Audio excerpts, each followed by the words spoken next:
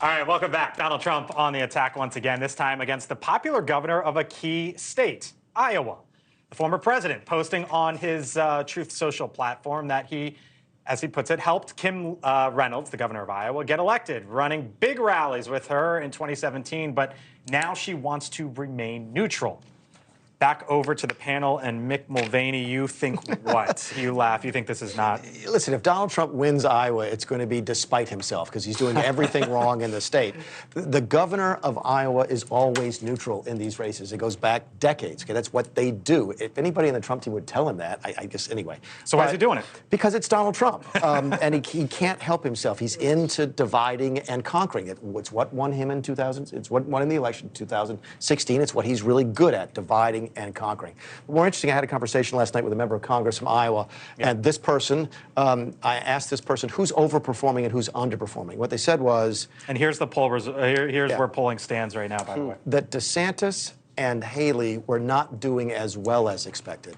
And the two people that were doing better than expected were Tim Scott and Vivek Ramaswamy. And I asked why. And the person said, because they are actually in the state. They are there. They are working. Keep in mind, Donald Trump skipped the motorcycle thing. He's attacking the governor. Ride, brother, the roast and ride. Not going to Vanderplaats thing. You have to go. Iowa is, and you and I have talked about this, Iowa's old-fashioned retail politics. You have to be there. If Trump skips the debate, they might take that as a further insult. Again, if he wins, and he may well win in Iowa, he's polling right at 50% right now, it'll be despite the fact he's done everything wrong. You buy it, Chris? I certainly think that for Ron DeSantis does not line up for Iowa as well as some previous Iowa winners have, because Ron DeSantis isn't fluent talking about his faith in the way that remember, if you want to win the Iowa caucuses, you mobilize these values voters, because you don't just go vote in Iowa, you go caucus.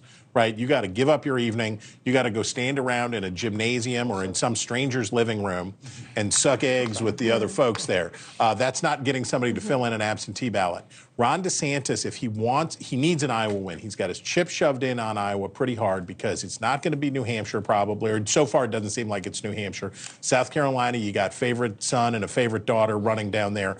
Iowa's really important for DeSantis. Trump is helping him a lot. Does he have to win, or can he do 35-30 coming? I think he could be two, but remember the gap between those first three primaries and then the 18 days or so until the end of the February when you get to South Carolina. If you don't have a win, if you don't have a really solid showing in those first three contests, it's going to be really hard to make the case to your donors and supporters that you ought to hang around and continue to divide the vote going into South Carolina. Look, Trump's under 50.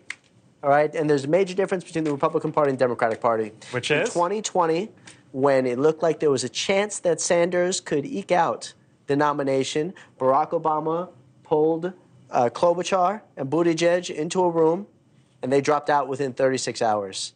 And Joe Biden sailed to the nomination within a matter of minutes. The Republican Party does not have that type of leadership. They will stay divided, and potentially as a consequence, for the second time, Donald Trump will get the nomination. Real quick. Yeah, and on that note on Ramaswamy, he's having a really good week. There was a moment, I think it was in Iowa, where he was giving a town hall. There was a protester on abortion. He invited her in, talked with her. We all covered it. We're also seeing him have a really masterful media strategy. He's going everywhere. He's everywhere. So he is. Look, I'm not saying he's a for sleeper. donations. Yeah. I'm not saying he's a sleeper candidate, but one to watch. All right.